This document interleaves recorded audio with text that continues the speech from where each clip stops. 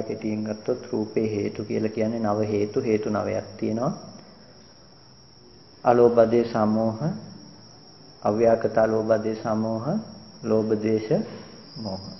අකුසල හේතු තුනයි, කුසල හේතු තුනයි, අව්‍යාකෘත හේතු තුනයි. අව්‍යාකෘත කියලා කියන්නේ ව්‍යාකෘතයි කියන්නේ කියනවා ප්‍රකාශ කරනවා. අව්‍යාකෘත කියලා කියන්නේ කුසල් වශයෙන් හෝ අකුසල් වශයෙන් නොකියන ලද, ව්‍යාකෘත නොකරන ලද. එතකොට අව්‍යාකෘත හේතු තුනයි. දැන් ගත්තොත් විපාක සිතක් ගත්තොත් විපාක සිතේ විපාකයක කුසල විපාකයක ඒ හිත කුසල කර්මයක් නෙමෙයි. එතකොට ඉස්සරහට තියෙන කුසල් ලබන්න තියෙන කුසල කර්මයකුත් නෙමෙයි. අකුසල කර්මයකුත් නෙමෙයි. විපාක ධර්මතාවයක්. ඒක එතනින් ඉවරයි. ඒක නිසා ඒකට කියන අව්‍යාකෘත හේතු. ඒකේ තියෙනවා අලෝභ දේශ සමෝහ, නමුත් අව්‍යාකෘතයි. ඒ වගේ කුසල හේතු වශයෙන් හෝ අකුසල හේතු වශයෙන් නොකියන ලද හේතු තියෙන ඒවලට කියන අව්‍යාකෘත හේතු කියලා. මේ නව හේතුවටම අදාළ නැහැ රූපය. එතකොට ඉපදුනා කියලා මේ රූපෙට ඇඟිල්ල දික් කරලා පෙන්වන්න එපා. කුසලයේ කියලා අපිට මේ අව්‍යාකෘත හේතු කියලා කියනකොට රූපේ න හේතු කියලා කියනකොට අපිට උප්පත්තිය තුල පුද්ගලයෙක් හම්බෙනවා. මේ කුසල හේතුවක් නිසා උපදින මිනිසෙක්, අකුසල හේතුවක් නිසා උපදින තිරිසංගත සතෙක් කියලා අපි රූපේ දිහා බලන නානත්වයක් කතා කරනවා නම් මේ නානත්වයේ හේතුව පැත්තෙන් ඉඳගෙන අපි මේ කතා කරන්නේ. ඒ කියන්නේ අපි හේතුව රූපවත් කොට දැකලා. හේතුව රූපවත් කොට දැකලා. රූපේ දිහා බලලා රූපේ න හේතු අහේතුකං හේතු විප්‍රයුක්තං කියලා කියනකොට ඒ රූපය කුසලයෙන් හෝ අකුසලයෙන් හරි හදපු දෙයක් නෙමෙයි. කුසල කර්මයේ විපාක තමයි කුසල විපාකයේ හදන එක.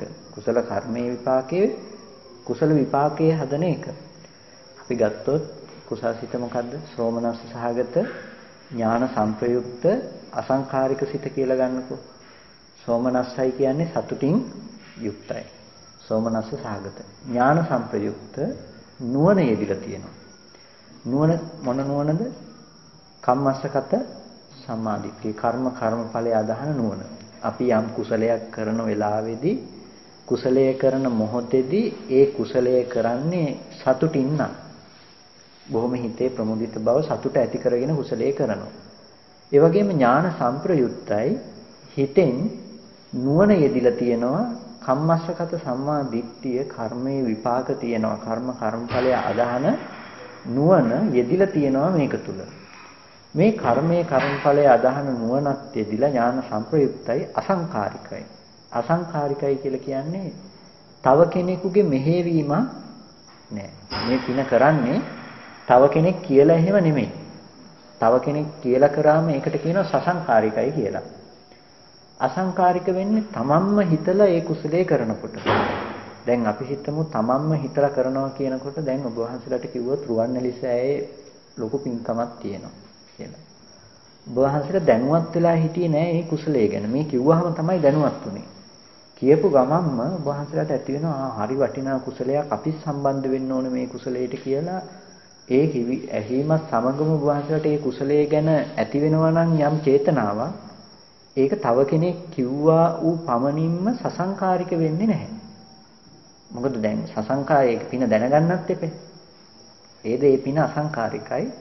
නමුත් තමන්ගේ හිතෙන් යම් පින්කමක් තියනවද කියලා මෙහි කල්පනා කරන සම්බන්ධ වෙනවද නැද්ද? වෙනවද නැද්ද? කල්පනා කරලා ටීම යන නිසා මාත් යනවා කමක් නැහැ ගිහිල්ලා එනවා කියලා හිතනවා. ලොකු උවමනාවක් අවශ්‍යතාවයක් තමන්ගේ හිතෙන්ම ලොකු දෙයක් දෙන්නේ නැහැ මේකට. ඒක නිසා ඒ තමන්ගේ හිතෙන් මේක අඩු කරලා තියෙන. එතකොට ඒ පින සසංකාරිකයි. තමන්ම එකපාර හිතෙන්ම ප්‍රමුදිත බව ඇති කරගෙන යනකොට ඒක අසංකාරිකයි. එතකොට අසංකාරික කුසලයේ තමයි බල සම්පන්නම කුසලය. සසංකාරික වෙනකොට තමන්ගේ හිතෙන් හරි ඒක අඩු වෙනවනම් තමන්ම හිතලා දානයක් දෙන්න යනවා කියන්නේ අපි හිතන්නේ මේක අසංකාරිකයි කියලා. ඒ කියන්නේ තමන්ම හිතලා කරන නිසා. නමුත් ඒකෙදි යාට දාන දෙන්න යනකොට හිතනවා එක්ක බෑ වගේ අද මේක කරන්න කියලා. නමුත් දැන් කියපු නිසා යනවා කියලා හිතාගෙන යනවා. එතකොට තමන් මේ කුසලයේ සසංකාරික කරගෙන තිනවා. දැන් මේ අසංකාරික හිතෙන් යම් කෙනෙක් යම් කුසලයක් කරනවා.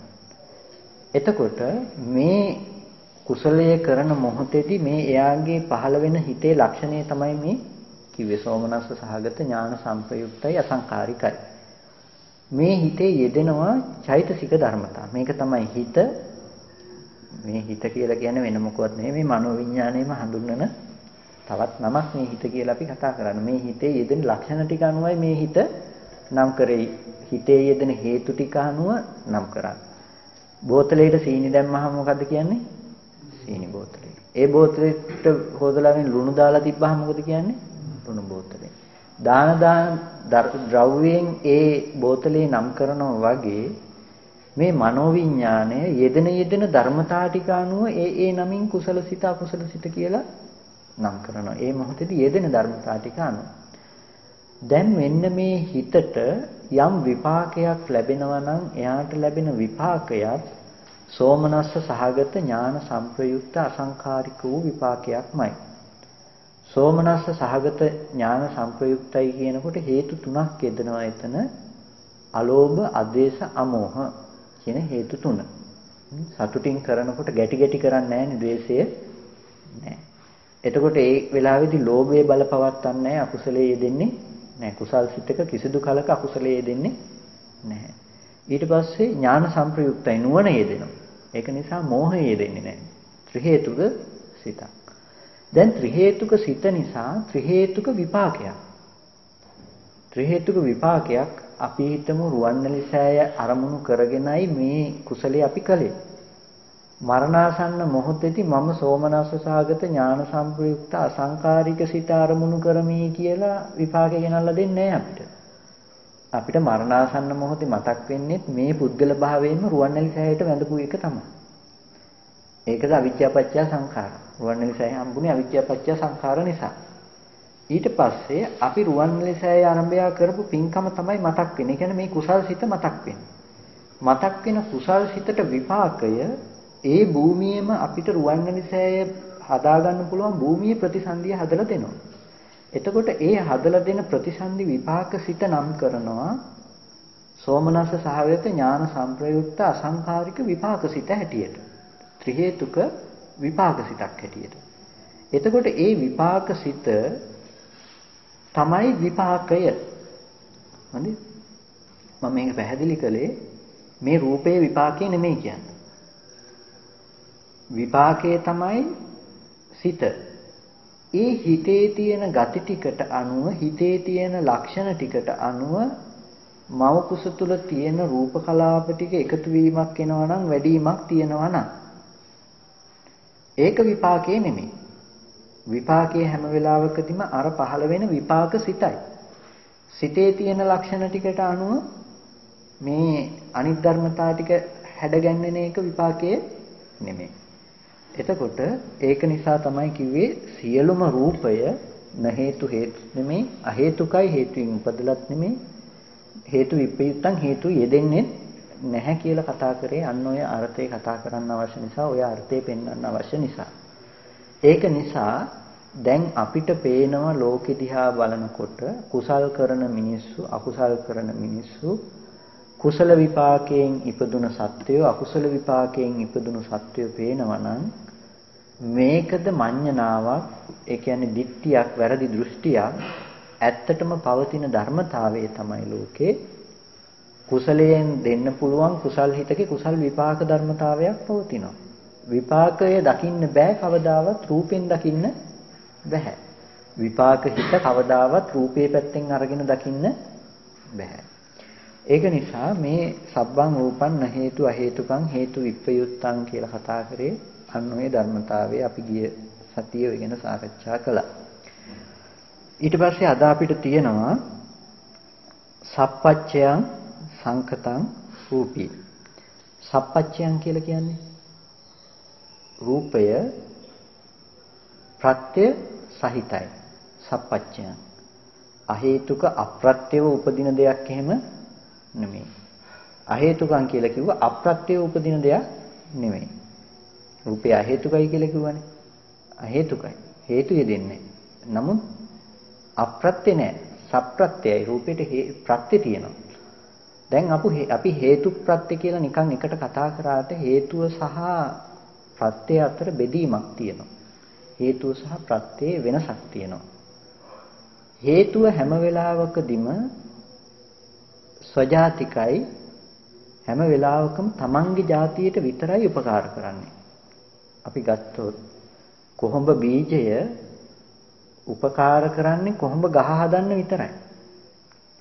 කොහොඹ බීජයේ පුළුවන්කම හේතුව තියෙන්නේ හැම වෙලාවකදීම කොහොඹ බීජය හේතුයි කොහොඹ ගහට. කොහොඹ බීජයට කියන්නේ ප්‍රත්‍ය කියලා.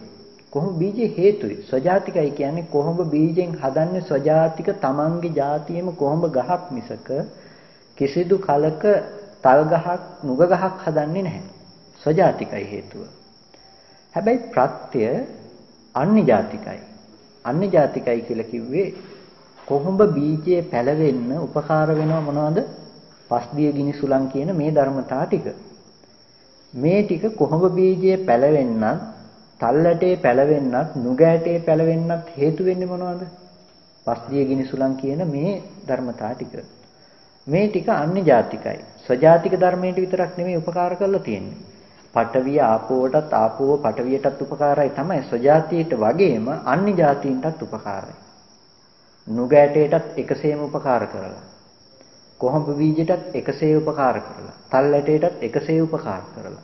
හැම වෙලාවකදීම ප්‍රත්‍ය ධර්මතාවයේ අන්‍ය ජාතිකව ස්වජාතිකව නැතුව අන්‍ය ජාතිකව උපකාර කරලා තියෙනවා ඒ වස්තුවට ඒ ධර්මතාවයට. එතකොට හේතුව හැම වෙලාවකදීම ස්වජාතිකයි. හොඳට මතක තියාගන්න ප්‍රත්‍ය අන්‍ය ජාතිකයි. හේතුව සාධාරණයි. තමන්ගේ ඒවලට විතරයි සාධාරණත්වය දෙන්නේ හේතුව. ප්‍රත්‍ය අසාධාරණයි. අසාධාරණයි කියලා කියන්නේ අපි ඒක අසාධාරණයි කියන තැනින් නෙමෙයි. එක දෙයකට සාධාරණ නොවි පොදුවේ සියල්ලන්ටම සාධාරණ වෙනවා ප්‍රත්‍යය. එතකොට රූපය සප්‍රත්‍යයි කියලා සප්පච්චයන් කියලා කියනකොට ප්‍රත්‍ය සහිතයි කියලා කියනකොට හැම වෙලාවකදීම මොකද්ද රූපේ සප්පච්චතාව? හැම වෙලාවකදීම රූපේ ප්‍රත්‍ය සහිතයි. සතර මහා ධාතුව නිසයි රූපය පවතින්නේ. අපිට සතර මහා ධාතුවේ ඕනෝන්ට සප්‍රත්‍ය වූ බව නිසයි රූපේ विद्यमान වෙන්නේ. ධාතුවෙන් තොර ඌ තැනක රූපයක් පෙන්වන්න පුළුවන් කමක් නැත්තේ නැහැ. එතකොට සතර මහා ධාතුව කියන තැන හැම වෙලාවකදීම සතර මහා ධාතුව ඇති තැනක තමයි රූපය ගැන කතා කරන්න පුළුවන් මට්ටමක් හම්බෙන්නේ. දැන් ඕකෙදි මම ප්‍රශ්නයක් අහුවා. ධාතුව ඇති තැනක නම් අපිට රූපේ विद्यमान වෙන්නේ. සුකුම රූප ටික කොහොමද අපි ධාතුව ඇති තැනක කතා කරන්නේ? ඉන්ද්‍රිය පුරුෂින්ද්‍රිය ජීවිතේන්ද්‍රිය දැන් මේ ටික අපි කතා කරනකොට කොහොමද මේ ටික අපි කතා කරන්නේ? ධාතුව ඇති තැනක. හැම වෙලාවකදීම මේ සුකුම රූප ටික පනවන්නේ සතර මහා ධාතුවේ පුද්ගල භාවය ඇති කරගන්න මානසික මට්ටමත් එක්කමයි. සුකුම රූප ටික පනවන්නේ සතර මහා ධාතුවේ පුද්ගල භාවය ඇති කරගන්න තැන තියෙන මානසික මට්ටමත් එක්කමයි. ඉත්තේන්ද්‍රි රූපේ පුරුෂේන්ද්‍රිය රූපේ පනවන්නේ හැම වෙලාවකදීම මේ හිතේ තියෙන ගති ලක්ෂණය තමයි ධම්මායතයේ අනුව ගියපු ස්ත්‍රී පුරුෂ භාවයන් බාහිර ලෝකෙන් හම්බෙන බව. ධම්මායතනේ තියෙන ගති ලක්ෂණය. ඒක නිසා ස්ත්‍රී පුරුෂ භාවයේ බාහිර ලෝකෙන් හම්බෙන ගතිය එයා තුල ඇතිතාක් මේ රූපයේද ස්ත්‍රී භවානුව පුරුෂ භවානුව හදා ගැනීම හැකියාව තමන්ට තියෙනවා. තමන් ස්ත්‍රියෙක්ක තමන් පුරුෂයෙක්ක කියලා තියෙන සංඥා මනසිකාරය නිසාම නැවත නැවතත් ඒකම පවත්වනවා මේ රූපය අනුව. එතකොට දැන් හැම වෙලාවකදීම මේ සුකුම රූප ටික පවත්වන්නේ සතර මහා ධාතුව අනුව සැප දුක් විඳින්න පුළුවන් තැනක. රහතන් වහන්සේ කියන තැන ස්ත්‍රියක් හෝ පුරුෂයෙක් හෝ ඒ දෙකටම නැති තැනක් හෝ ඇත්තේ නැහැ. ඉන්ද්‍රිය රූපයක් ඒ මට්ටමින් රහතන් වහන්සේට නැහැ. මොකද රහතන් වහන්සේ රූප නිරුද්ධමයි. මොකද බාහිර සතර මහා ධාතුව ඇසුරු කරගෙන සැප දුක් විඳින මට්ටමක් ඒ මානසික මට්ටම තුල නැති නිසා. අපි රූපය ඇසුරු කරනවා කියලා ඇසුරු කරන්නේ හැම වෙලාවකදීම රූපය දිහා බලාගෙන හිතක්ම උපද්දවන මට්ටමක. කිසිදු කලක අපිට පුළුවන්කමක් ඇත්තේ නැහැ රූපය ඇසුරු කරන්න. අපි හිතුවට අපි රූපය ඇසුරු කරනවා කියලා රූපය ඇසුරු කරන්න කිසිම කලක අපිට පුළුවන්කමක් ඇත්තේ නැහැ. අපිට පුළුවන්කම තියෙන්නේ රූපය ඇසුරු කරනවා කියලා හිතා ගන්න විතරයි. මේ ගැටෙන මොහොත තුල අපිට පුළුවන්කමක් ඇත්තේ නැහැ ගැටෙන ධර්මතාවය මොකද්ද කියන එක දැනගන්න. ගැටෙන බව විතරයි අපිට ප්‍රකට වෙන්නේ. ගැටෙන බව ප්‍රකට වෙනකොට ස්පර්ශය කියන පොට්ටබ්බේ කය වැය වෙලා පොට්ටබ්බේට පොට්ටබ්බේ වැය වෙලා කයට ඕනෝන්ට වැය වුණු සිද්ධිය. රූපේ විඳින්න පුළුවන්කමක් තිබ්බේ නැහැ හිතට මේ වැය වුණු සිද්ධිය ගෝචර කරගන්න බෑ හිතට පුළුවන්කම ලැබුණේ හිතට වේදනා සංඥා දෙකක් අරමුණු කරන්න විතරයි ගෝචර කරගන්න විතරයි. මුළු ස්පර්ශ ආයතන පහෙන්ම ගැඹුරු වැඩිද කියන්නේ. ස්පර්ශ ආයතන පහෙන්ම කිසිදු කලයක රූපයක් ඇසුරු කරන්න පුළුවන් කමක් නැත්තේ නැහැ නාම ධර්මතා ටිකක්ම ඇසුරු කරනවා මිසක. හිතෙන් නැවත නැවත නාම ධර්මතා ටිකම ඇසුරු කරනවා මිසක හිතට බෑ රූපය ඇසුරු කරන්න රූපෙට බෑ හිත ඇසුරු කරන්න. මේ ධම්මසංගණියෙන් කරන්නේ නාම රූප පරිච්ඡේදය. නාමේ නාම පැත්තෙන් තියෙනවා රූපේ රූපේ පැත්තෙන් තියෙනවා. ඒක නිසායි මේක හරියට ඉගෙන ගත්තොත් චුල්ලසෝතාපන්නයි කියලා කියන්නේ හරියට සෝතාපන්න වුණා වගේ කියලා කියන්නේ. ඒ තරම් මේ නාම රූප දෙකේ ඇත්ත පෙන්නනවා. මේ කිසිදු කලක රූපය අපිට ඇසුරු වෙන මට්ටමක නැහැ. හැමදාම අපි ඇසුරු කරන්නේ නාම ධර්මතා ටිකක තියෙන තැනක. නමුත් අපේ තියෙන අවිද්‍යාව කියලා කියන්නේ නොදන්නාකම කියලා කියන්නේ නාම ධර්මතා ටිකක් ඇසුරු කරන නාම ධර්මතා ටිකක් විඳින අපි නාම ධර්මතා ටිකේ අත්දැකීම දකින්නේ රූපේ පැත්තට දාලා. සතර මහා ධාතුව පැත්තෙන්. ධාතුව ඇති තැනකයි අපිට මේ විඳින පුද්ගල බව හම්බෙන්නේ. නමුත් ධාතුව වැය වුණු තැනක තමයි පුද්ගල බව ඇති කලේ. පුද්ගල භාවයේ දකින්නේ ධාතුව තුල තියෙන දෙයක් හැටියට. එතකොට තමයි අපිට විපල්ලාසය අනිත්‍ය දේ නිට්ටය වූ විපල්ලාසයේ හිතට ගෙනල්ලා දුන්නා. අනිත්‍ය වෙලා වැය වුණු සිද්ධියක් තුල පුද්ගලයා ඉපදුණු පුද්ගලයා වැය වුණු බව දැක්කේ නැහැ ඇති බවට ගෙනල්ලා දුන්නා අනිත්‍ය වූ දේ නිට්ටය සංඥාව ගෙනල්ලා දුන්නා හිතේ විපල්ලාසයක් ගෙනල්ලා දුන්නා. දැන් මේ විපල්ලාසයක් ගෙනල්ලා දුන්න තැනක තමයි හැම වෙලාවකදීම මේ බාහිර රූපය අපිට හම්බෙන්නේ. මේ රූප ටිකට සාපේක්ෂව තමයි අපි බාහිර ධාතුවේ රූප දකින්න ටිකට සාපේක්ෂව තමයි ඉත්තීන්ද්‍රිය රූපේ, පුරුෂීන්ද්‍රිය රූපේ, ජීවිතීන්ද්‍රිය රූපේ හෝ ආකාශ ධාතු, උපචේ සම්තති, ජරතා නිච්චතා මේ විදිහට අපිට රූපය හම්බෙන්නේ හැම වෙලාවකදීම බාහිරින් බලන රූපේ තුල. එතකොට මේ බාහිරින් මේ රූපේ දකින්න නිසායි සුකුම රූපයත් අපිට හැම වෙලාවකදීම අපිට සතර මහා ධාතුව ඇති තැනකයි හම්බෙනවා කියලා කිව්වේ. කියන්නේ සුකුම රූපේ මම ප්‍රශ්නේ සුකුම රූපය කොහොමද සියලුම රූපේ සතර මහා ධාතුව ඇති තැනක හම්බෙන්න ඕනේ කිව්වනේ.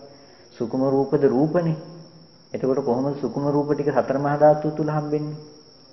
ඇයි එහෙම හම්බෙන්නේ? මේ ප්‍රශ්නෙට උත්තරේ තමයි ඔය කිව්වේ. හැම වෙලාවකදීම සුකුම රූප ටිකේ පැවැත්ම සිද්ධ වෙන්නේද මේ පැත්තෙන් තමන් තුල තියෙන රූපේ පැත්තට පතිත කරන නාම ධර්මතා ටික පිරිසිඳ නොදන්නාකම නිසා රූපේ හම්බෙන මානසික මට්ටමකයි සුකුම රූප ටිකද මේ ධම්මායතනේ පරියාපන්න වුණ රූප ටිකද පනවන්නේ.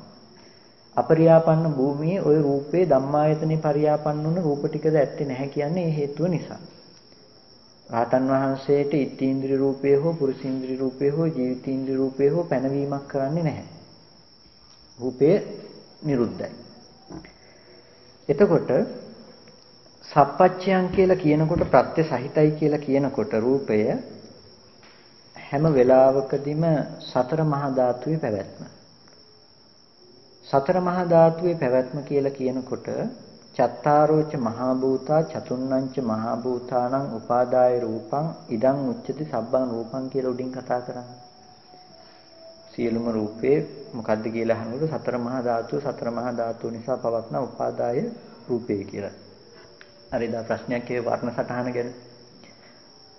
අපිට වර්ණ සටහන හම්බෙන්නේ සතර මහා ධාතුව ඇති තැනකයි.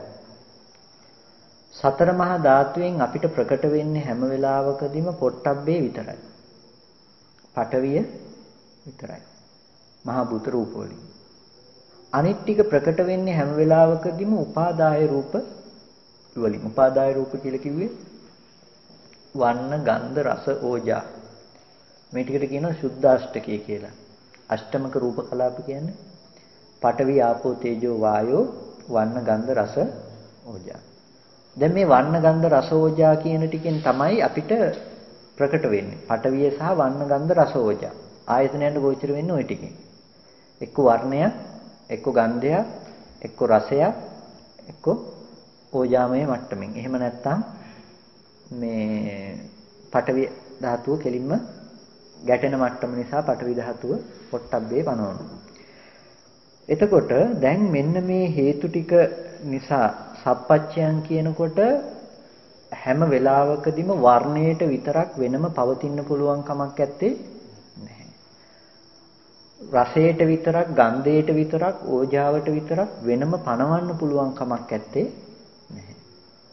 හැම වෙලාවකදීම ධාතු හතරෙම ඒක රාශි වීම තුලයි වර්ණ, ගන්ධ, රස, ඕජා කියන ටික හම්බෙන්නේ. සතර මහා ධාතුවේ ඒක රාශි වීම තුලයි වර්ණ, ගන්ධ, රස, ඕජා කියන ටික හම්බෙන්නේ. එහෙම නැත්නම් වර්ණ, ගන්ධ, රස, ඕජා හම්බෙන්නේ නැහැ. එතකොට යම් පැහැසටහනක් පේනවා නම් පැහැසටහන දකින්න එපා සතර මහා ධාතුවෙන් වෙන් වූ පැහැසටහනක් හැටියට.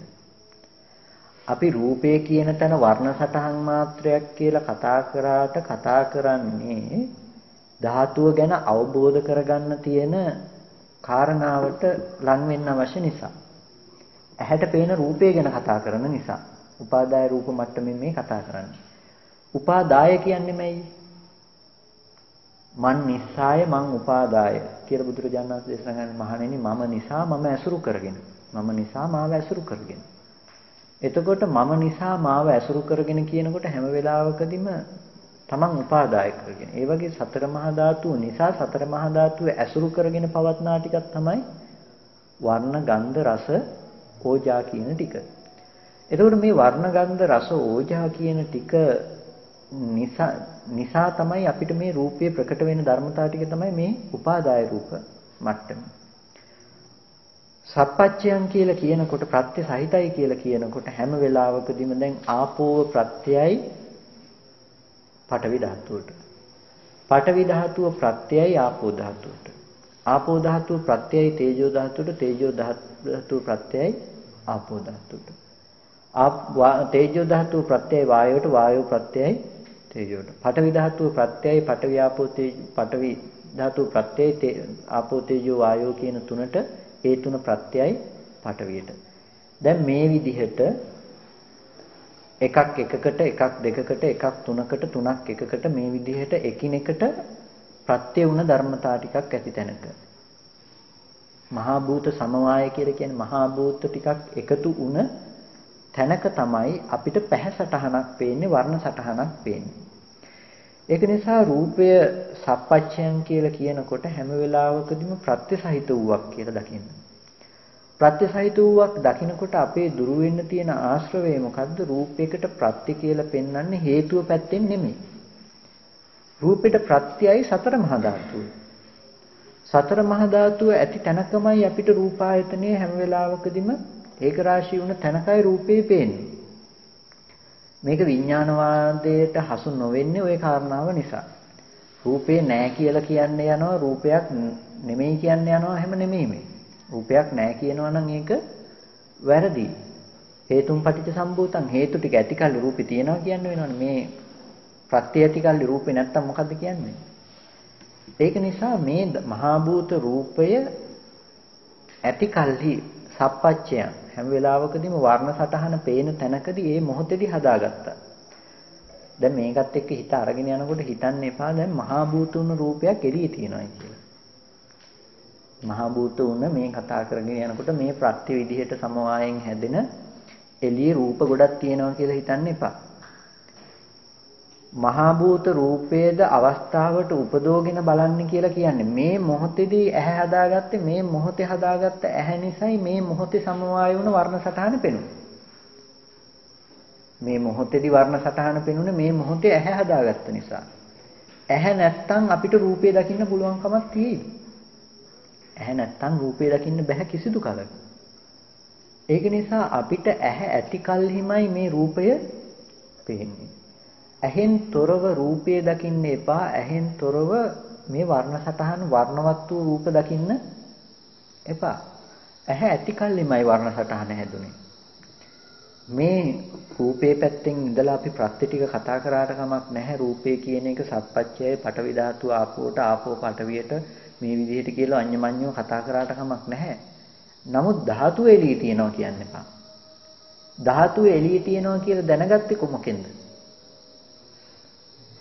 තමන්ගේ මනසින් ඒකත් දැනගත්තේ.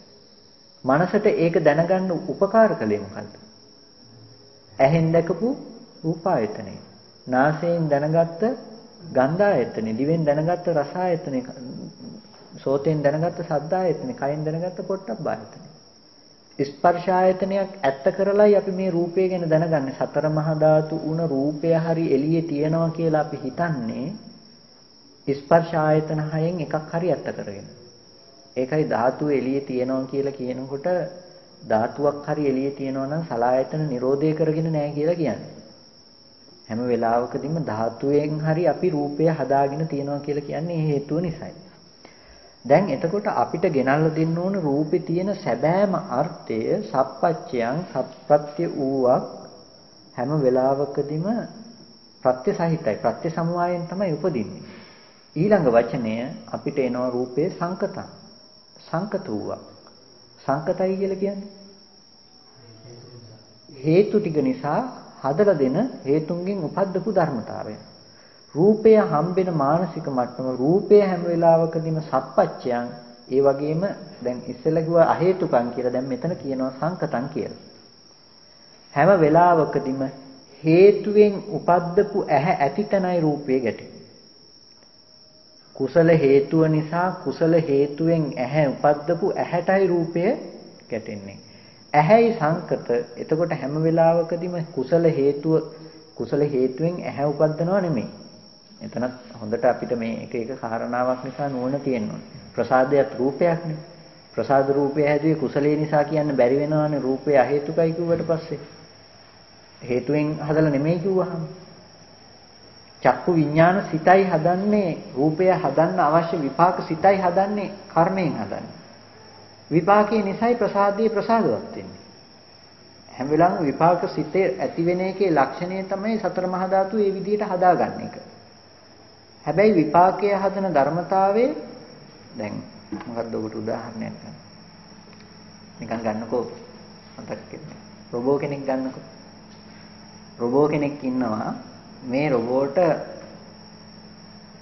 පරිපතේට කරන්ට් එක දුන්නාම තමයි එයා මොකක් හරි වැඩක් කරන්නේ. එළියේ පස් තියෙනවා පස් ටික ගන්නවා අතට. මේ පස් ටික ගන්න පරිපතේට කරන්ට් එක දුන්නට පස්සේ. දැන් මේ කරන්ට් එක කියන ධර්මතාවය ගන්නකො හේතුව විදිහට. හේතු ටික. හේතුව කියන දේ හැම වෙලාවකදීම දැන් අලෝභ ආදේශ අමෝහ. අලෝභ ආදේශ අමෝහ කියන හේතු ටික පරිපතේට සම්බන්ධ කරාට පස්සේ විපාක හිතක් හට ගන්නවා. විපාක හිත කියන්නකෝ රොබෝ විපාක හිත. පරිපතේට කරන්ට් එක දුන්නාම කරන්ට් එක නිසා දැන් මේ හේතුව නිසා රොබෝගේ ක්‍රියාශීලී බව ඇති වෙනවා. රොබෝගේ ක්‍රියාශීලී බව ඇති කල්හි පස් ටික ගැනීම පෙනෙන්නේ. හැබැයි පස් ටික කියන ටික රොබෝ හෝ කරන්ට් එක නෙමෙයි. ඒ ටික වෙනම සිද්ධියක්. එතකොට හැම වෙලාවකදීම මේ ඇහැට කර්මසිත තමයි කර්මසිතේ ලක්ෂණය තමයි විපාකසිත හදන එක. විපාකසිතේ ලක්ෂණය තමයි මේ විදිහට නාම රූපච්ඡය සලආයතන. ආයතන ටික හදාගන්න එක. එතකොට ඒක විපාකයේ තියෙන විපාක හිතේ තියෙන ලක්ෂණයක් තමයි ඒ විපාකෙන් කරන විපාක හිත කර්මයෙන් කරන විපාක හිත හදන එක විපාක හිතේ තියෙන ලක්ෂණයක් තමයි රූප කලාප ටික Tamanට ඕන විදිහට හදාගන්න එක සකස් කරගන්න එක. එතකොට සංකතයි කියලා කිව්වේ හැම වෙලාවකදීම රූපය ඇසුරු වෙනවා නම් ඇසුරු වෙන්නේ මෙන්න මේ විදිහට හේතුවෙන් හදපු විපාකයක් ඇති තැනකමයි. නිවන කියන එක අසංකතයි හේතුවෙන් හකස් කරන දෙයක් නෙමෙයි. එතකොට හැම වෙලාවකදීම සංකත ධර්මතාවයේ පිරිසිඳ දැකලා අසංකතය ඇති කරගන්න ඕනේ. ඇහැ පිරිසිඳ දැකලා ඇහෙන් මිදෙන්න ඕනේ. එතකොට ඇහැ පිරිසිඳ දැකලා ඇහෙන් මිදෙන්න ඕනේ කියනකොට ඇහැ සංකතයි. ඇහැ සංකතයි කියන්නේ ඇයි? ඇහැ හැම වෙලාවකදීම හදන්නේ විපාක කර්මසිතෙන් විපාක සිත අතර විපාක සිතෙන් ඇති කරන ධර්මතාවයක් ඇති තැනකයි ඇහැ හම්බෙන්නේ. ඇහැ හම්බෙන තැනකයි බාහිර රූපායතනෙ හම්බෙන්නේ. දැන් ඇහත් රූපේ බාහිර රූපායතනයත් රූප ගණයටමයි යන්නේ. මේ දෙකම රූපායතනය. මේ රූපේ හදලා තියෙන හැම වෙලාවකදී මේ විපාකයේ ඇති තැනක. ඒකයි සංකතයි කියලා කිව්වේ මේ එන පෙළක් පේනවා. මාර්ගයේ වඩාගෙන යනකොට ඵලය. මාර්ගය නිසයි ඵලය. ඒක නිසයි අරිහත් ඵලයේද සංකතයි කියලා කියන්නේ. එතකොට ඒකද සංකතයි. මේ රූපේ සංකතයි කියලා කියන්නේ හැම වෙලාවකදීම රූපය හම්බෙන මානසික මට්ටම සංකත මානසික මට්ටමක්. රූපය හම්බ වෙන්නේ හැම වෙලාවකදීම ස්පර්ශ ආයතන ටික ඇති කල්ලිමයි මේ ආයතන පහ ඇති කල්හිමයි. එතකොට චත්තාරෝච මහා භූතා චතුන්නංච මහා භූතානං උපාදාය රූපං කියන එක නම් සංකත. ඒ කියන්නේ හේතු ටික හැම වෙලාවකදීම රූපේ තියෙන සැබෑ ලක්ෂණය. මේ රූපයේ තියෙන සැබෑ ලක්ෂණය හදලා දෙන්නේ හැම වෙලාවකදීම සංකත භූමිය තුල ආයතනයක් හදාගෙනමයි. ආයතනයක් හදාගත්ත තැනක තමයි ඇත්ත වෙලා තියෙන්නේ. එතකොට ආයතනයෙන් තොර සතර මහා ධාතු දකින්න එපා කියන එක මේ තුල කියනවා. ආයතන නිරෝධයක් කළොත් කෙනෙක් එයා සතර මහා ධාතුවෙන්ද මිදුණා. සලආයතන නිරෝධය කරනවා නම් කෙනෙක් එයා සතර මහා ධාතුවෙනුයි මිදෙන්නේ. අද අපිටත් කියන්නේ සතර මහා ධාතුවෙන් මිදෙන තැනට මනස ගන්නයි මාර්ගය අවශ්‍ය වෙන්නේ. එතකොට සප්පච්චයන් සංකතං කියන තැන පැහැදිලිද දැන්? තව විස්තර කරන්න වෙයිද ඒක? සප්පච්චයන් කියන තැන ප්‍රත්‍ය සහිතයි කිව්වා අපි. ප්‍රත්‍ය සමவாயයෙන් උපදුන ඔවුනොවුන්ට ඒ ධාතුව ඔවුනොවුන්ට ප්‍රත්‍යයයි. පඨවි ආපෝට ආපෝ පඨවියට මේ ධාතු ටික එකතු වුණාට පස්සේ තමයි හැදිලා තියෙන්නේ. අපි ගත්තට පස්සේ අර ස්වාමීන් වහන්සේ උදාහරණයකට කියන්නේ තුඹසක් ළඟට ගිහිල්ලා පස් ටිකක් කපාගෙන පස් ටිකට වතුර ටිකක් දාලා වතුර ටික දෙක කලවම් කරලා මේ අවකාශ ධාතුව අවරෝගෙන මේ හදනවා රූපයක්. දැන් මේ රූපය හදනකොට නිකන් ඕලාරික වශයෙන් දකින්නකො මේ පස් ටික වගේ පඨවි ධාතුව කියලා. ඊට පස්සේ මේක අනන්න දාන වතුර ටික වගේ කියලා ආපෝ ධාතුව. ඊට පස්සේ මේක දිය වෙලා වැක්කිරලා යන්න පුළුවන් මට්ටමට වතුර දැම්ම හදන්න බෑනේ. ඒකට තේජෝ ධාතුවේ ලක්ෂණය තමයි අදාළ මට්ටමට වියලි බව තබා ගන්න ගතිය. අවකාශ ධාතුව අවරෝගෙන ඒ තැනක හදා ගන්න බව වායෝ ධාතුවේ ලක්ෂණය. වායෝ ධාතුව ඇති නිසායි මේ රූපේ කඩන්න පුළුවන්කම තියෙන්නේ. මැටි ගුලියක් වුණා දෙකට කඩන්න පුළුවන්කම තියෙන වායෝ ධාතුව ඇති නිසා. වතුර ටිකක් දැම්මොත් උරාගන්නේ කොහෙටද? ඇතුලේ තියෙන හිඩැස් වලට නෙමෙයි. ඒ වායෝ ධාතුව තියෙන ලක්ෂණය නිසායි. වායෝ ධාතුව නැත්තම් මේ රූපේ කඩන්න බෑ කොතනින්ම. වායෝ ධාතුව නිසායි මේ රූපේ වෙන් වෙලා තියෙන නිසායි කඩන්න පුළුවන්කම තියෙන්නේ. එතකොට මේ වායෝ ධාතුව මේ සතර මහා ධාතුව ප්‍රත්‍ය කරගත්ත නිසානේ දැන් අශ්ව රූපයක් අපිට හම්බෙන්නේ. එතකොට රූපේ සප්පච්චයයි කියලා කිව්වේ ප්‍රත්‍ය පැත්තෙන් අරගෙන දැන් මේ අශ්ව රූපේ හැදෙන්න අශ්ව රූපය කියන තැන ඕනෝන්ට ප්‍රත්‍ය වුණා. පඨවි ධාතුව පස් ටික ගුලි කරන්න පුළුවන් කමක් තිබ්බේ නැහැ වතුර නැතුව. වතුර දැම්ම. වතුර ටික දැම්ම පමණින් පුළුවන් කමක් තිබ්බේ නැහැ. ඒක දිය වෙලා යන්නේ නැති වෙන්නේ තේජෝව ගානට තියා ගන්න උනා. අවකාශ ධාතුව අවරගෙන හදන්න උනා. දැන් සතර මහා ධාතු ඕනෝන්ට ප්‍රත්‍ය වුණ නිසානේ මේක හම්බුනේ. දැන් කිසිදු කලක අස්ව රූපයක් අපිට හම්බෙයිද ආයතනේ පහළ වීමක් නැත්තම්. ඇහි පහළ වීමක් නැත්තම් කිසිදු කලක අස්ව රූපයක් හම්බෙන්නේ නැහැ. ඒක නිසා රූපය හම්බෙන හැම තැනකම කිව්වා අර ටික සප්පච්චයන් කිව්වා වුණොන්ට ප්‍රත්‍ය වෙන නිසා. රූපය හම්බෙන තැන හැම වෙලාවකදීම සංකතයි කිව්වා. හේතු ටික නිසා උපද්දනවා ඇහැ හදා ගන්න පුළුවන් කර්මය නිසා ඇහැ හදනවා විපාකේ. හදාගත්ත ඇහැට දැන් ඔන්න අස්වරූපය කියන දැන් අර සප්පච්චය වුණ රූපේ ගැටෙනවා. ප්‍රත්‍යසහිත වුණ රූපේ ගැටෙනවා. ගැටෙන බව නිසා ගැටීමෙන් පස්සේ ඉතුරු නැතුවම නිරුද්ධයි. නිරුද්ධ වුණ තැනක ඇති වෙන නාම ධර්මතා ටික හිතෙන් දැනගන්නවා. දැනගන්න තැනකයි අන්තිමේටම අස්වරූපේ හම්බෙලා තියෙන්නේ. දැන් හැම වෙලාවකදීම රූපේ සංකතයි කියලා කිව්වේ සප්පච්චයන් උනත් වැඩක් නැහැ සංකත නොවේ. සප්පච්චයන් වැඩක් උනත් වැඩක් නැහැ සංකත නොවේ නම් ඒද රූපේ හම්බෙන්නේ නැහැ. රූපේ හම්බෙන්නෙම සංකත තැනක. ඇහැ හදාගත්ත කෙනාටමයි රූපේ හම්බෙන්නේ. කන හදාගත්ත කෙනාටමයි රූපේ හම්බෙන්නේ. නාසය දිව ශරීරය හදාගත්ත කෙනාටමයි රූපේ හම්බෙන්නේ. මේක හදාගත්තේ නැති කෙනාට කිසිදු විදිහකින් රූපේ හම්බෙන්නේ නැහැ. ඇහැ හදාගත්තේ නැත්නම් කෙනෙක් එයාට රූපේ හම්බෙන්නේ නැහැ. ඇහැ හදාගත්තේ නැහැ කියන්නේ මේ අන්ධ වුණොත් කියන එක නෙමෙයි. මේ මොහොතේදී ඇහැ නිරුද්ධ කරොත්. ඇහැ නිරුද්ධ කරොත් කියන්නේ ඇහැ හදාගෙන තියෙන්නේ අපි තුලම හදාගත්ත ධර්මතාවයක් නේ. ඒ කියන්නේ ඔකදී අර කතාව ගන්නකො අපි එකම මනෝවිඤ්ඤාණේ ලක්ෂණය චක්කු විඤ්ඤාණ, සෝත විඤ්ඤාණ, ගාන විඤ්ඤාණ, જીවහා විඤ්ඤාණ, කාය විඤ්ඤාණ, මනෝ විඤ්ඤාණ කියලා බෙදෙනවා. එකම මනෝ විඤ්ඤාණ ධාතුව. එක එක ධර්මතාවයක් ඇහැ ඇති කල්ලි එකම විඤ්ඤාණේ ලක්ෂණේ චක්කු විඤ්ඤාණය කියනවා. එකම විඤ්ඤාණේ ලක්ෂණේ සෝත විඤ්ඤාණය කියනවා. ඇහැ ඇති කල්ලි එකකට ආයතන වලට බෙදලා අපි පෝසත් හරි. ගොඩක් තියෙනවා අපිට. ගොඩක් තියෙන නිසා අපි පෝසත්. රහතන් වහන්සේ හරි දුප්පත්. ආයතන දෙකයි. එකම විඤ්ඤාණ ධාතුවයි මනෝ විඤ්ඤාණ ධාතුව විතරයි. ඇහෙන් රූප දැනගන්නේ නැහැ. කනෙන් ශබ්ද දැනගන්නේ නැහැ. නාසයෙන් මේ ගන්ධය දැනගන්නේ නැහැ. දිවෙන් රස දැනගන්නේ නැහැ. කයෙන් පොට්ටබ්බේ දැනගන්නේ නැහැ. ඔක්කොම දැනගන්න පුළුවන් තමන්ගේ හිතෙනුයි කියලා අන්තිම තැනින් අල්ලගෙන තියෙනවා. තැඹිලි වල්ල අල්ලගෙන තියනවා නැට්ටෙන්. අපි මේ අල්ලගෙන තියෙන ගෙඩි ටිකෙන් ගොඩක් අරගෙන යනවා අපි. රහතන් වහන්සේ එක තැනින් අල්ලගෙන යනවා. එකම විඤ්ඤාණ ධාතුවයි. මනෝ විඤ්ඤාණ ධාතුව. එතකොට හැම වෙලාවකදීම මනෝ විඤ්ඤාණ ධාතුව තුලයි පවතින ධර්මතාවයක්. ඒකයි කිව්වේ රූපය හම්බෙලා නැහැ අපිට කියලා කිසිදු කලක. අපි ඇහැ ඇසුරු කරගෙන නැහැ නාම ධර්මයක්මයි දැනගෙන තියෙන කියලා කිව්වේ හිතට දැනගන්න පුළුවන් නාම ධර්මයක්මනේ. නොදැනගත්ත ධර්මතාවයක් දැනගන්න තව ආයතනයක් තියෙනවද අපිට? දැන නොගත්ත දෙයක් දැනගන්න.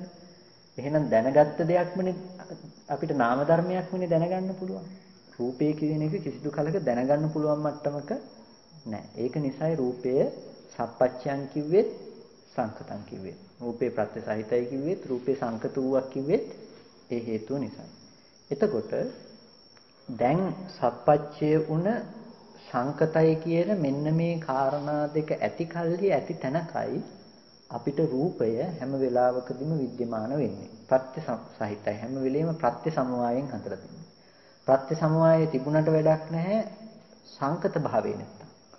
සංකත භාවයත් ඇති තැනකයි අපිට රූපය හම්බෙන්නේ. මේ කතා කරන්නේ බාහිර රූපය විතරක් තියනවා කියලා කියන තැනකට යන්නත් නෙමෙයි. එහෙම ගියොත් සාසතවාදයේ රූපේ නැහැ කියන්න ගියොත් ඒක උච්ඡේදවාදයේ. මේ කතා කරන්නේ ඇහැට රූපේ පේන තැනක තියෙන සියලුම ලක්ෂණ ටික. රූපය හම්බෙන තැනක මේ ඇහැට එළියේ වර්ණ සටහන තියනවා කියන තැන තියෙන ඇත්ත කතා කරන්නේ. ඒක නිසායි සප්පච්චයන් කිව්ව සංකතං කිව්ව. මේ ප්‍රත්‍ය සහිත වූ ප්‍රත්‍ය සමவாயයෙන් උපද්දපු දෙයක් ඒ ප්‍රත්‍ය සමவாய ඇති කල්ලි සංකතව අපිට රූපේ හැම වෙලාවකදීම පෙන්නනවා. ඊට පස්සේ රූපී රූපය රූපවත්ය. රූපවත් කියලා කිව්වේ අරූප දෙයක් එහෙම නෙවෙයි. නාම ධර්මතා ටික අරූපයි රූපේ රූපී රූපවත් බවෙන් යුක්ත දෙයක්.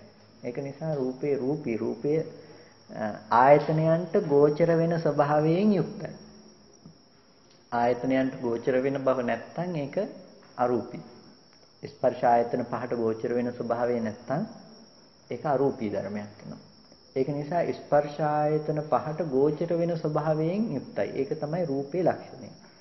දැන් මේ රූපය කතා කරන්නේ දැන් මේ මල් වාස්තික පිළිබඳව තමයි අපි මේ කතා කරන්නේ. මේ කතා කරනකොට මේ පැත්තෙනුත් කතා කරනවා මේ පැත්තෙනුත් කතා කරනවා මේ පැත්තෙනුත් කතා කරනවා මේ පැත්තෙනුත් කතා කරනවා මේ හාත්පසම කතා කරොත් තමයි මේක මනවින් කතා කරා වෙන්නේ මේක ගැන. වහන්සේලා තර්ක කළොත් ওই පැත්තේ පේන ටික විතරක් අල්ලගෙන මම තර්ක කරනවා නම් මේ පැත්තේ ටික විතරක් අල්ලගෙන සහේතුක වෙන්නේ නැහැ මේ ගැන කතා කරාට. අපිට හාත්පස මනවින් කියන්න නම් අපිට සිද්ධ වෙනවා මේකේ තියෙන හාත්පසම කතා කරන්න. ඒක නිසායි මේ විදිහට ඔය එක එක පැත්තට දදා රූපේ කතා කරන්නේ. එතකොට රූපී කියන්නේ රූපවත් දෙයක්. ආයතනයන්ට ගෝචර වෙන දෙයක්. ආයතනයන්ට ගෝචර වෙන රූපී මට්ටමක නැත්නම් ඒක අරූපී ධර්මයක් වෙනවා. එතකොට ආයතනයන්ට ගෝචර වෙන බවකින් තොරව රූපේ දකින්න එපා. දැන් මේක මේ පැත්තෙන් කතා කරත් මේ පැත්තෙන් කතා කරත් මෙහින් කොහෙන් කතා කරත් මොකක් ගැනද කතා කරලා තියෙන්නේ? එකම මල් වාසය ගැන. ඒ වගේ මේ රූපය ගැන මේ න හේතු අ හේතුකං හේතු විප්‍රයුක්තං සප්පච්චයන් සංකතං රූපී කියලා කොහෙන් කිව්වත් අපිට ප්‍රකට වෙන්න ඕනේ එකම රූපායතනේ ලක්ෂණය. එකම රූපායතනේ ලක්ෂණය මේ සතර මහා ධාතුව කියපු තැන තියෙන ලක්ෂණ ටිකයි මේ කතා කරන්නේ. රූපී රූපවත් කියනකොට ආයතන ටික ඇති කල්ලිම උපදින. ආයතනයගේ Nirodhen නිරුද්ධ වෙන රූපය ගැන කතා කරන්නේ. ආයතනයන් ඇති කල්ලි හට ගන්නවා නම් ආයතන Nirodhen නිරුද්ධ වෙනවා නම් ඒ රූපය පවතිනක් වෙන්න බෑ. අපිට නිත්‍ය සංඥාවයි නිත්‍ය සංඥාව තුළ ආත්ම සංඥාවයි තියෙන්නේ කියලා කියන්නේ ඊයේ දැකපු මල් වාස් එක අද මෙතන තියෙනවා. මේ දකින්න මල් වාස් එක අපිට හෙට දකින්න පුළුවන් කමක් තියෙනවා මෙතන. දැන් ඊයේ දැකපු දේ අද දකින්නත් අද දකින්න දේ හෙට දකින්නත් පුළුවන්කම තියෙනවා. ඇයි නිත්‍ය සංඥාව තුළ අපිට තියෙනවා. රූපී තමයි රූපී බව දකින්නේ අපි මුල් ටික අතහැරලා සප්පච්චයන් සංකතං කියන ටික අතහැරිලා. රූපවත් බව දකිනවා. හැබැයි අපි දකින්නේ නෑ රූපවත් උනේ ආයතනයත් එක්කමයි කියනවා. ඇහැ ඇති කල්ලිමයි රූපවත් බව ඇති උනේ.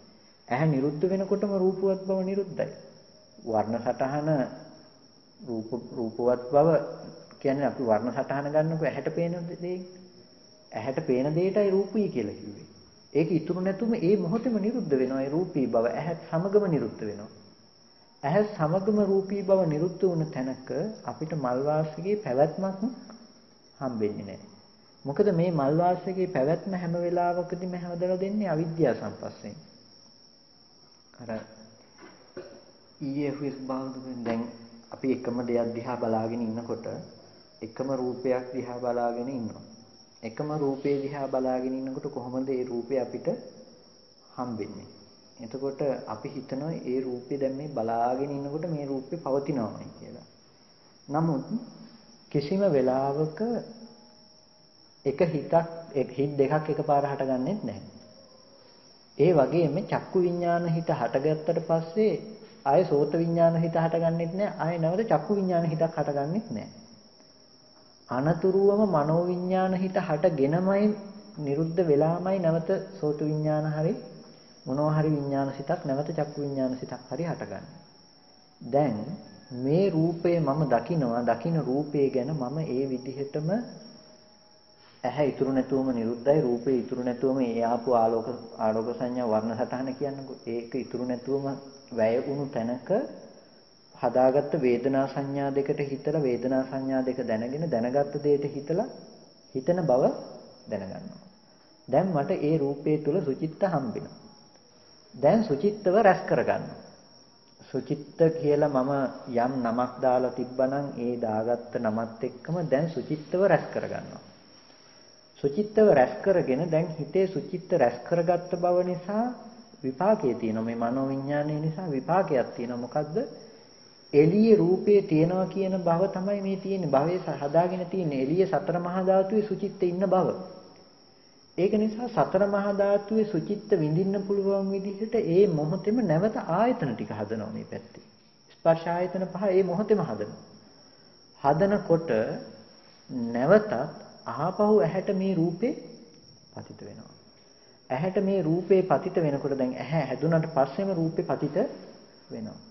පතිත වෙනකොට මේ පතිත වුණ බව නිසා නැවත වේදනා සංඥා දෙකක් හටගෙන නැවත මේ දැනගත්ත දෙයට හිතන කම එනකොට දැන් හිතන්න මගේ ළඟ මොනවද තියෙන්නේ සුචිත්ත ගැන නිමිති ටික.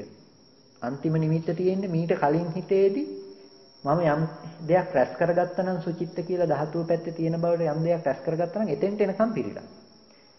ඒ දැනගත්ත දේ නිට්ටයයි මට. මොකද නිට්ටයයි කියන්නේ එළියේ තියනවා කියලා හිතුවම. හිතන කම නිසායි නිට්ටය උනේ.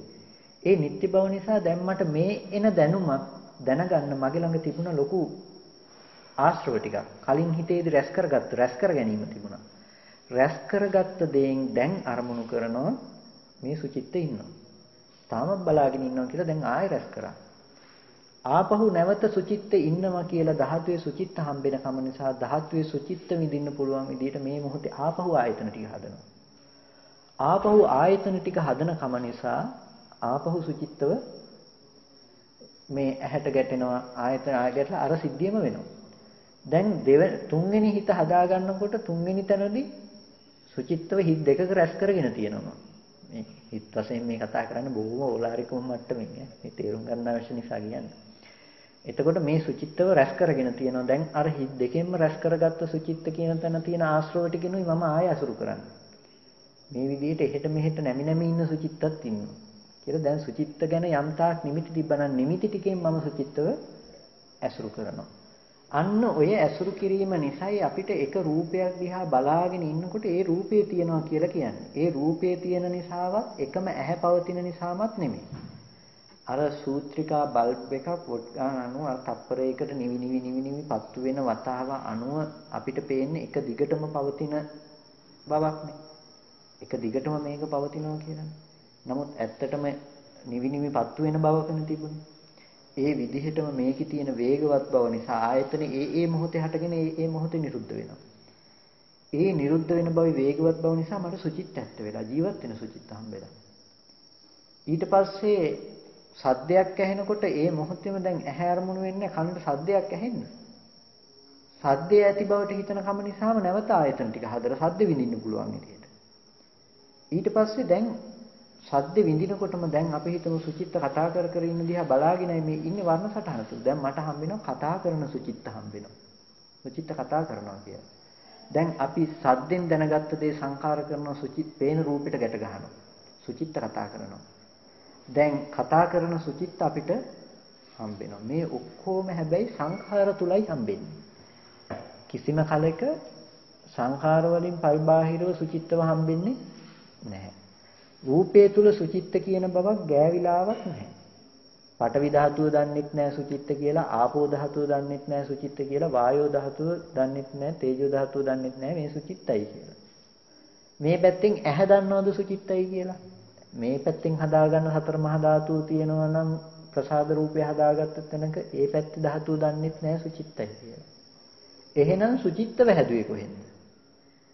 අපේ ආරන්නේ මහාන වෙලා ඉන්න අපේ ආරන්නේ ඉන්න මෙහෙම කරන මේ හාමුදුරු කෙනෙකුයි මේ ඉන්නේ කියන මේ සුචිත්තව හදලා තියෙන බව ධාතුව පැත්තෙන් නෙමෙයි හදලා තියෙන්නේ හැමදාම අපේ මානසික පැත්තෙන් හදපු සුචිත්තයි අපිට හම්බෙන්නේ. ඇසුරු කරන්නේ හැමදාම මානසික පැත්තෙන් අපි රැස් කරගෙන ඉන්න සුචිත්ත. හැබැයි ඒක පතිත කරන්නේ ධාතුව පැත්තෙන් ඉන්න සුචිත්ත කියලා කෙනෙකුට. සතර මහා ධාතුව පැත්තටයි පතිත කරන්නේ. ධාතුව අනාත්මයි. අනාත්ම ධාතුව විපරිණාම වෙනවා වෙනස් වෙනවා. ධාතුව වෙනස් වෙනකොට සුචිත්ත වෙනස් වීම නිසා අනිත් අයට දුක් විඳින්න වෙනවා. දැන් සුචිත්තගෙන් ගුටි කන්නත් පුළුවන්, සුචිත්තගෙන් බැනුම් අහන්නත් පුළුවන්. සුචිත්ත ලෙඩ වෙනකොට සුචිත්ත වෙනස් වෙනකොට අපිට දුක් වෙන්නත් පුළුවන්, සතුට වෙන්නත් පුළුවන්. ඇයි අපි මෙහෙ රැස් කරගන්න දේ අපි දකින්නේ සතර මහා ධාතුව පැත්තට බහලා. සතර මහා ධාතුව තුල ඒ රූපායතනේ දකින්න අපිට ධාතුවෙන් සැප දුක් විඳිනවා. ධාතුව පැත්තෙන් මේක විඳිනවා. ධාතුව පැත්තෙන් විඳින්න නැවත ආයතන ටික හදනවා ධාතුවම විඳින්න පුළුවන් විදිහට.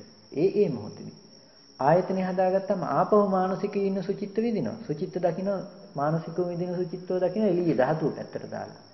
හැමදාම සතර මහා ධාතුව තුල දැන් අපිට නානත්වයක් හම්බ වෙනවා. දැන් මේ හාමුදුරු ගොඩාක් අපිට හම්බෙලා තියෙනවා.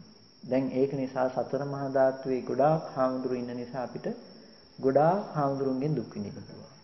දැන් සතර මහා ධාතුව තුල ගොඩාක් කුටි හම්බෙන නිසා අපිට ගොඩාක් කුටි නිසා දුක් විඳින්න පුළුවන්. සතර මහා ධාතුව තුල ගොඩාක් ලෝක යාන වාහන මිනිස්සු නිලතල හම්බෙන නිසා අපිට ගොඩාක් වෙලාවට දැන් රූපේ උස් පහත් බව, හීන ප්‍රනීත බව, මිති බව ඇති කරගන්න පුළුවන්. ඒ මිති බව නිසා මට මේ දේ තියෙනවා, මට මේ දේ නැහැ කියලා අපිට දුක් වෙන්නත් පුළුවන්, මට සතුටු වෙන්නත් පුළුවන්. දැන් රූපේ ගැන අපි තම තමන්ගේ හිත තුලම හදාගෙන සංඥා සංකල්ප අපි සැප හෝ දුක් විඳලා තියෙන්නේ. සුචිත්ත කියන බව අපි අපේ මනස තුලම හදාගෙන මිසක මේ රූපය අරබය මම සතුටු වුණා නම් සතුටුුනේ දුක් වුණා නම් දුක්ුනේ වෙන දෙයක් ඇසුරු කරගෙන නෙමෙයි. මේකේ නාම රූප දෙක වෙන් කළා හොඳට දකින්නකෝ. සුචිත්ත කියන එකේ සතර මහා ධාතුව පැත්තකින් තිබ්බට පස්සේ නාම ධර්මතාව ටික අනිත් පැත්තට කරාට පස්සේ සම්පූර්ණයෙන්ම තමන්ගේ මනස පෙනේ විස බීජයක් ගියහු මානසික රෝගී මට්ටමක් වගේ. සම්පූර්ණම සුචිත්ත තමන් තුළම හදාගෙන තමන් තුළම හදාගත්ත සුචිත්තත් එක්ක ගනුදෙනු කර කර අපි හිතනවා සතර මහා ධාතුවත් එක්ක ගනුදෙනු කරනවා කියලා. දැන් ඒ සුචිත්තට බනින්න ඕනේ වුණොත් අපි මේ පැත්තේ වචන ටිකක් අපි කතා කරනවා වචන ටිකක් උපදිනවා. ඒතල අද නම් බැන්න මම සුචිත්තට හොඳටම කියලා කියනවා. දැන් අපි සුචිත්තට බැන්න කිව්වට කිසිම කලක අපිට සුචිත්තට බනින්න පුළුවන් කමක් නැත්තේ. අපි බනින්නේ අපේ මනසේ ඉන්න සුචිත්තට මිසක එළියේ ඉන්න සුචිත්තට නෙමෙයි. අපි හැමදම බැනලා තියෙන්නේ මේ පැත්තේ ඉන්න සුචිත්තට. මේ පැත්තේ සතර මහා ධාතුව දැක්කොත් කෙනෙක් සතර මහා ධාතුවට බනින්න යනවාද? ධාතුවට බනින්න යන්නේ නැහැ. තමන් මේ පැත්තේ හදාගත්ත සුචිත්ත හදාගත්ත බවට තමන්ටම බැනගනින් මිසක මෙහි ඉන්න සුචිත්තට බනින්න යන්නේ නැහැ. මෙහි ධාතුව පැත්ත දැක්කොත්. ඒක නිසා අපිට හැමදාම රූපේ තුල අන්න ඔය ගති ලක්ෂණයට අනාත්ම බවට අපිට ගෙනල්ලා දෙන්න ඕනේ අපේ මනස. මේ නානත්වයේ අයින් වෙන්න ඕනේ. අයින් වෙලා රූපේ පැත්තෙන් ඒකත්වයක් හම්බෙන්න ඕනේ අපිට. රූපේ කියන්නේ මෙන්න මේ වගේ සතර මහා ධාතු මට්ටමක. නැතිනම් වර්ණ සටහන් මට්ටමක. මේ විදිහට මේ අනාත්ම මට්ටමකම පවතින රූපය ආරම්භය සංඥා මනසිකාර අපි හදාගෙන තින්නේ අපේ මනස තුලයි. දැන් හොඳ පුද්ගලයෝ, නරක පුද්ගලයෝ, ලස්සන අය, කැත අය, උස් අය, මිටි අය මේ හැමදේම හදාගෙන තියෙන්නේ තම තමන්ගේ මනසේ තියෙන සංකල්ප ටිකක් මතයි තමන් ගනුදෙනු කරලා තියෙන්නේ. ප්‍රශ්නේ තියෙන්නේ ලෝකයේ තුල හම්බෙන්නේ මේ රූප මේ තමන්ගේ සංකල්පය මේ පැත්තෙන් දකින්න නැතුව ඒක බහලනවා බාහිර ධාතු පැත්තට. ධාතු පැත්තට බහල්ලා හොඳ පුද්ගලයෝ හදාගෙන, හොඳ හාමුදුරුවෝ හදාගෙන ඉන්නවා ලෝකේ. නරක හාමුදුරුවෝ හදාගෙන ඉන්නවා ලෝකේ. දැන් හොඳ හා නරකත් එක්ක අපිට සතුටු වෙන්න පුළුවන්, ගැටෙන්න පුළුවන්. ඒක නිසා මේ හොඳ හෝ නරක හදාගෙන එළියත් එක්ක ගැටෙන්න හෝ ඇලෙන්න යන මානසික මට්ටම ලෝකෙට අයිති මානසික මට්ටම. ඒක නිසා හැම වෙලාවකදීම තමන්ගේ මනස පිළිබඳව නැඹුරු වෙන්නයි මේ කියන කාරණා ටික මේ කියන්නේ. ඒකයි මම මුලින්ම මතක් කළේ පළවෙනි දවසේම මේ කතා කරන්නේ අභිධර්මයේ රූපකාණ්ඩය එහෙම නෙමෙයි. මේ කතා කරන්නේ අභිධර්ම කොටාශයක් වෙන පාඩමක් නෙමෙයි. මේ කතා කරන්නේ අපේ භාවනාවට අදාළ කොටස. ඔබ වහන්සේලා දැන් අද වඩන භාවනාවක් වඩනකොට භාවනා කරනකොට සතර මහා ධාතු තුල තියෙන අනාත්ම බව ප්‍රකට කරගන්නකොට අනාත්ම බව ප්‍රකට වෙන්න ඕනේ මෙන්න මේ කතා කරපු අර්ථය තුල. දැන් එතකොට ප්‍රශ්නේ එන්න බෑ ධාතුව හරි එළියේ තියනවා නේද? එහෙම නැත්නම් ධාතුව මේ පැත්තෙන් ධාතුව හරි අසුරු කර කර ඉන්නව නේද කියන මට්ටමකින් ප්‍රශ්නේ එන්න බෑ. තමන්ගේ කෙලෙස්ේ තමන්ට තේරෙන්න ඕනේ. මගේ කෙලෙස්ය මගේ ආශ්‍රවේ තමයි ලෝකෙ හම්බෙන බව බාහිර පැත්තේ. බාහිරින් ලෝකෙ හම්බෙන්නේ ඇයි මට? බාහිරින් දුක හදාගන්නේ ඇයි මම? මෙහි හදාගත්ත පුද්ගල සංඥාව ධාතුවට පතිත කරලා ධාතුව වෙනස් වෙනකොට මම පුද්ගලයා වෙනස් වීමේ දුක විඳිනවා. මම පුද්ගල භාවයේ ධාතුවේ පතිත නොකර ඉතියොත් මේ ධාතුව මත පතිත පුද්ගල භාවයේ පතිත නොකර ඉන්නකම් මට ධාතුව පැත්තෙන් එන දුක විඳින්න වෙන්නේ නැති වෙයි. එතකොට මට කෙනෙක් වෙනස් වීමේ දුක, කෙනෙක් බැනීමේ දුක මට විඳින්න වෙන්නේ නැහැ. පුද්ගලයා කියලා කියන්නේ මේ වර්ණ සටහන විතරක් අරගෙන නෙමෙයි සද්ද රූපයක් එනකොට සද්දේ පිළිබඳව දැනගන්න මේ පැත්තේ. සද්දේ හම්බෙන්නේ බාහිර කියන පුද්ගලයෙක්ගේ පැත්තෙන්. ඒක නිසායි කෙනෙක් අපිට බනින්නේ, කෙනෙක් අපිට බැනලා රිද්දන්නේ. ඒ වගේම අපිට තව කෙනෙකුට අපි රිද්දන්නේ. එයා එහෙන් වචන ටිකක් කියලා අපිට බනිනකොට අපි දැක්කොත් Taman තුලමයි බැනුව උපද්දව ගත්තේ කියලා. සද්දේ උපද්දගත්තේ Taman තුලමයි කියලා. ඇත්තටම Taman තුලමනේ බැනුව උපද්දව ගන්න. මට පුළුවන් කමක් නැහැ ඕගොල්ලන්ට බනින්න. ඕගොල්ලෝයි බැනුම් අහගන්නේ. ඒකට මට කරන්න දෙයක් නැහැ. මට කරන්න පුළුවන් ටික වචන ටිකක් කියන එක විතරයි. ඕගොල්ලෝගේ කන ළඟට බැනුමක් එන්නේ නැහැ කිසිදු කලක. ඕගොල්ලෝගේ කන ළඟට එන්නේ අනාත්ම ශබ්ද මාත්‍රයක් විතරයි.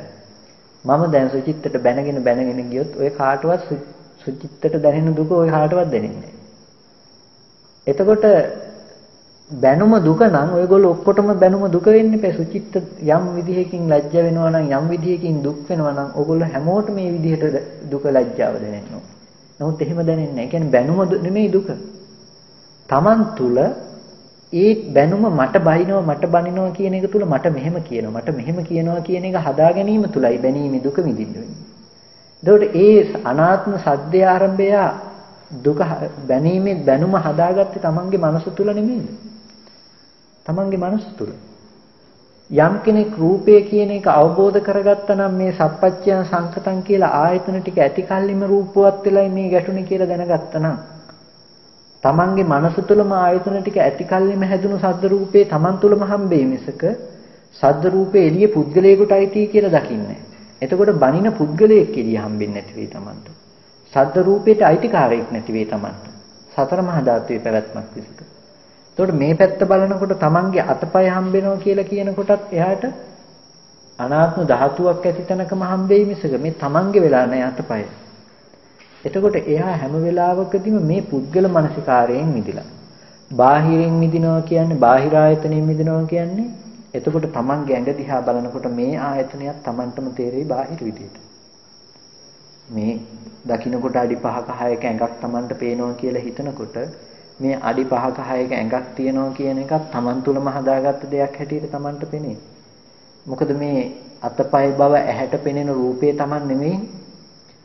තමන් නම් මේ අතපය පෙනෙන බව නම් තමන් උනේ මේ පෙනෙන රූපෙත් තමන් වෙන්නේ නැහැ. අතපයනේ පේන්නේ. මේ පෙනෙන වර්ණ සටහන තමන් උනේ නැහැ. හැමදාම උපාදානයේ තුලයි මේ රූපේ මගේ උනේ.